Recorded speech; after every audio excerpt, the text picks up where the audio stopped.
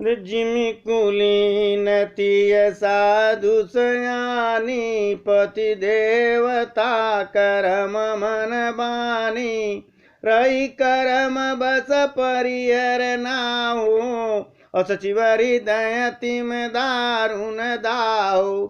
जैसे किसी उत्तम कुल की, साधु स्वभाव की, समझदार और मन वचन कर्म से पति को ही देवता मानने वाली पतिव्रता स्त्री को भाग्यवश पति को छोड़कर रहना पड़े, उस समय उसके हृदय में जैसा भयानक संताप होता है, कष्ट होता है, वैसे ही मंत्री के हृदय में, सुमंत्र जी के हृदय में हो रहा है। लोचन सजल डीठ भई थोरी सुनई न श्रवण विकल मति भोरी सुखई अधर लाग मुँह लाटी जीवन जाय उरय वध कपाटी।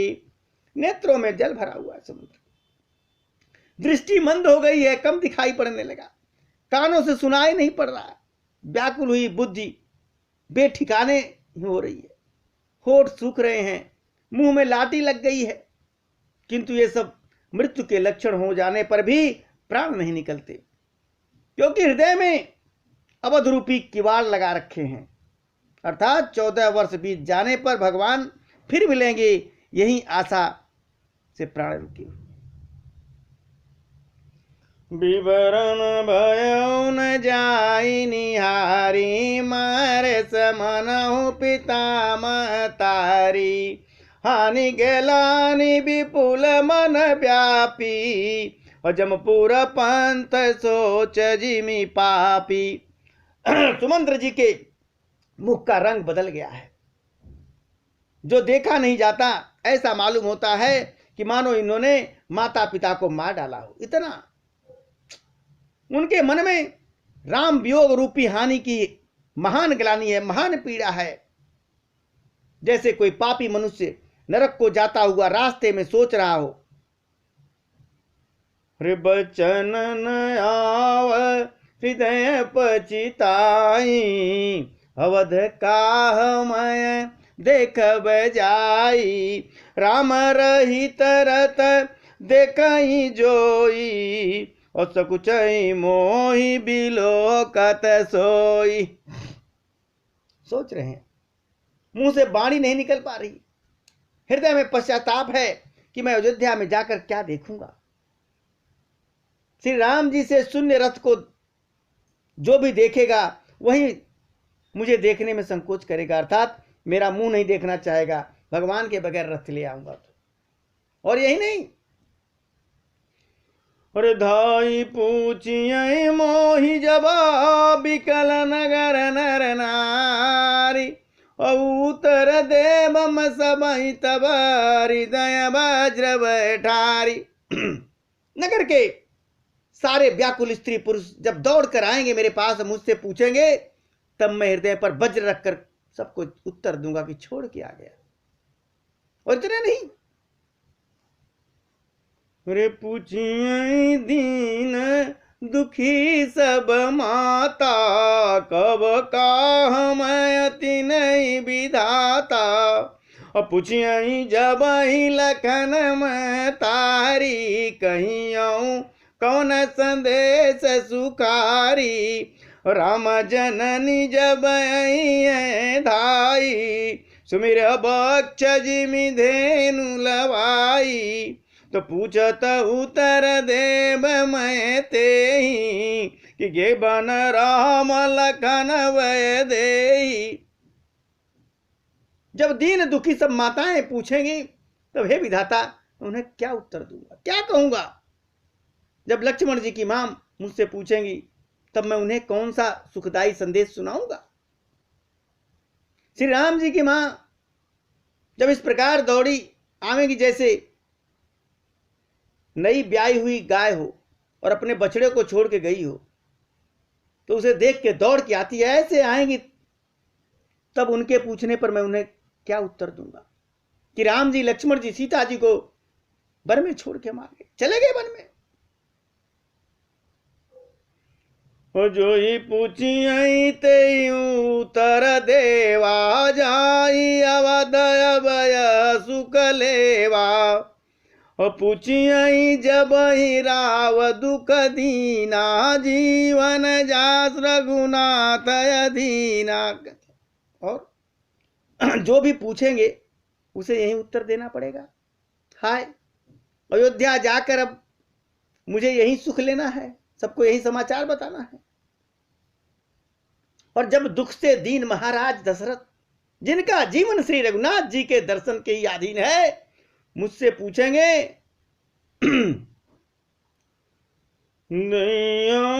उतर कवन मुलाई, आयऊ कुशल कुंवर पहुँचाई। सुनत लखन सिय राम संदेशु, तृणजिमत न परियर नरेशु। तब मैं उनको कौन सा मुंह लेकर उन्हें उत्तर दूंगा राजा दशरथ को, कि मैं राजकुमारों को कुशल पूर्वक वन में पहुंचा कर आ गया। लक्ष्मण सीता और श्री राम जी का समाचार सुनते ही महाराज तिनके की तरह शरीर को त्याग देंगे। हृदय न बिदरे पंकज बिछुरत प्रीतम नीर, और जानत हो मोहि दीन विधि, यह जानता शरीर। प्रियतम श्री राम जी रूपी जल के बिछुड़ते ही मेरा हृदय कीचड़ की तरह फट नहीं गया। इससे मैं जानता हूं कि विधाता ने मुझे यह यातना शरीर ही दिया है, जो पापी जीवों को नरक भोगने के लिए मिलता है, वही शरीर मुझे मिला है। ऐसे पश्चाताप करते हुए सुमंत्र जा रहे। विधि करत पंत पछितावा, तम सातीर तुरत रथ आवा। विदा के कर विनय निषादा, फिरे अपाय पर विकल विषादा। सुमंत्र इस प्रकार रास्ते में पश्चाताप करते हुए आ रहे हैं। इतने में ही रथ तुरंत तमसा नदी के किनारे आ गया। मंत्री ने विनय करके चारों निषादों को, जो निषाद राज गुहा ने भेजे थे, उन चारों को विदा किया। वे विषाद से व्याकुल होते हुए सुमंत्र के पैरों पर पकड़कर फिर वहां से लौट लिए वो चारों। अब सुमंत्र जी जा रहे हैं अयोध्या की तरफ। पैठत नगर सचिव सकुचाही, जन मारस गुरु बाभन गाई। बैठ बिठ पतर दिवस गवावा, साज समय तब अवसर पावा। नगर में प्रवेश करते मंत्री सुमंत्र ग्लानि के कारण ऐसे सकुचाते हैं मानो गुरु ब्राह्मण या गाय को मार करके उसकी हत्या करके आए हो। सारा दिन एक पेड़ के नीचे बैठे रहे कि दिन के उजाले में जाएंगे, सब देखें पूछेंगे। जब संध्या हो गई, थोड़ा अंधेरा हो गया, तब मौका मिला। अवध प्रवेश किन दिया रे, पैठ भवन रथ राखी दुआरे। जिन जिन समाचार सुन पाए, भूप द्वार रथ देखन आए। अंधेरा होने पर उन्होंने अयोध्या में प्रवेश किया और रथ को दरवाजे पर खड़ा करके चुपके से महल में घुस गए। जिन जिन लोगों ने यह समाचार सुन पाया, वे सभी दौड़ करके आए, रथ देखने लगे। राज द्वार पर रथ खड़ा है और देख क्या रहे हैं, रथ पहिचान बिकल लकी घोरे, गर ही गात जिमियात पहोरे। नगर नारी नर व्याकुल कैसे, निघटत नीर मीन गन जैसे। रथ को पहचान कर और घोड़ों को व्याकुल देखकर उनके शरीर ऐसे गले जा रहे हैं, ऐसे क्षीण हो रहे हैं जैसे घाम में ओले, धूप में ओले गलते हैं, ऐसे लोगों के शरीर गल रहे हैं। सब पहचान गए, प्रभु को छोड़ के आ गए। नगर के स्त्री पुरुष कैसे व्याकुल हैं, जैसे जल के घटने से मछलियां व्याकुल हो रही हैं। सचिव आगमन सुनत सब विकल भयोर निवास, अभवन भयंकर लागते मानव प्रेत पिसा निवास। मंत्री को अकेले ही आना सुनकर सारा रनिवास व्याकुल हो गया। राजमहल उनको ऐसा भयानक लग रहा है मानो प्रेतों का निवास स्थान बन गया, शमशान घाट बन गया हो। आरती सब पूछई रानी, उतरन आव बिकल भई बानी, सुनई न श्रवणन यन नहीं सूझा, कहूँ कहाँ नृप ते ही बूझा, दासी नदी कस शिव बिकलाई, कौशल्या गृह गई लवाई, और जाए सुमंत्र दिख कस राजा, अमीय रहित जनु चंद विराजा। अत्यंत आर्त होकर, दुखी होकर रानियां पूछती हैं, पर सुमंत्र को कोई उत्तर ही नहीं है। क्या उत्तर देंगे? उनकी वाणी विकुल हो गई, व्याकुल हो गई, रुक गई। न कानों से सुनाई पड़ता है, न आंखों से कुछ सूझता है। वे जो भी सामने आता है उससे पूछते हैं, कहो राजा कहाँ है, राजा कहाँ है, यही पूछ रहे हैं सुमंत्र, और कुछ नहीं।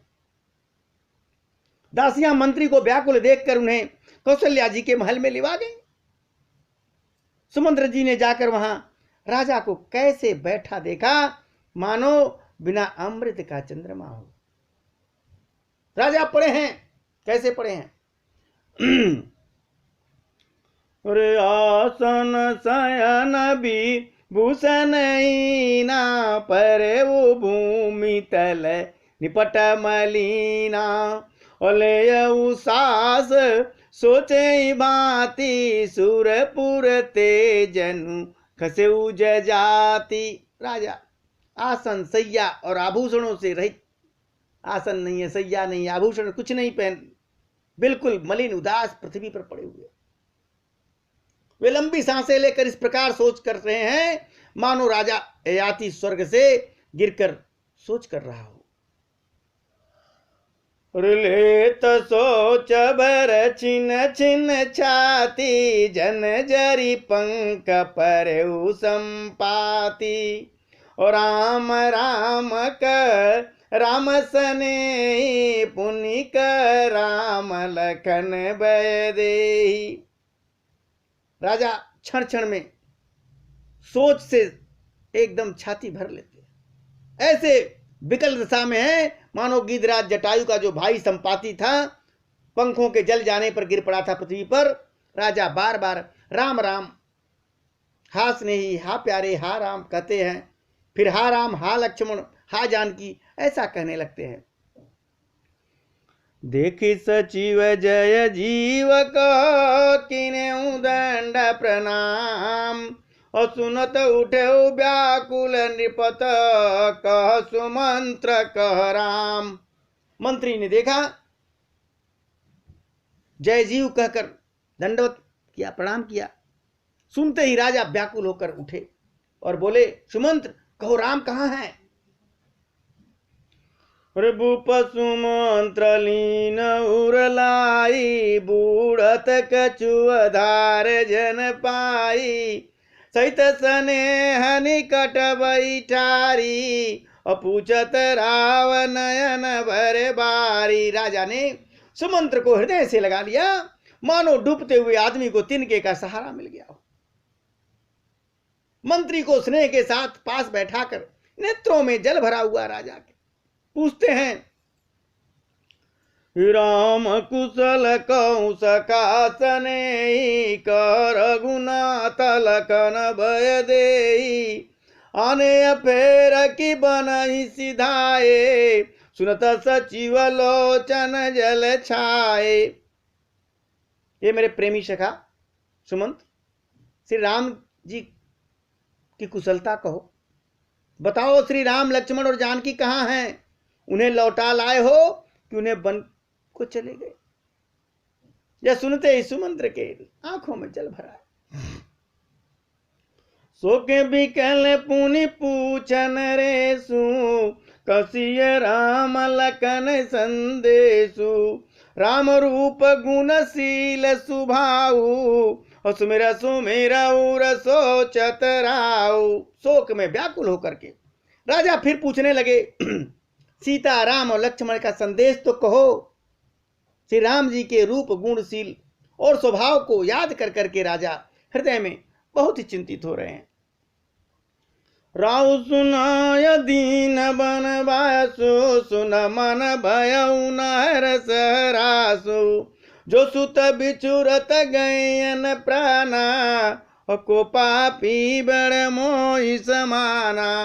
कहते हैं राजा दशरथ, मैंने राजा होने की बात सुनाकर वनवास दे दिया। उनको पहले राजा होने की बात सुनाई, फिर वनवास दे दिया। यह सुनकर राम जी के मन में हर्ष और विषाद कुछ नहीं, उनको दुख भी नहीं हुआ, खुशी भी नहीं, कुछ भी। ऐसे पुत्र के बिछड़ने पर उस पर भी मेरे प्राण नहीं गए, तब मेरे समान बड़ा कौन इस दुनिया में पापी है? मतलब मैं सबसे बड़ा पापी हूं। सखा राम सिय लखन जाता मोहि पहुँचा, और नाहित चाहत चलन अब प्राण कहूँ सती भाव। कहते हैं सखा, श्री राम जी, जानकी जी और लक्ष्मण जी जहां हैं मुझे वहीं पहुंचा दो, नहीं तो मैं सत्य भाव से कहता हूं कि मेरे प्राण अब चलना ही चाहते हैं।